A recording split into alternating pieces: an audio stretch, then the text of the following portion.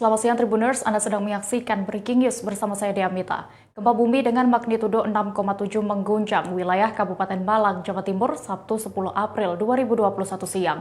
Hasil analisis Badan Meteorologi, Klimatologi, dan Geofisika, epicenter gempa terletak pada 90 km barat daya Kabupaten Malang, Jawa Timur dengan kedalaman 25 km disebut tidak berpotensi tsunami.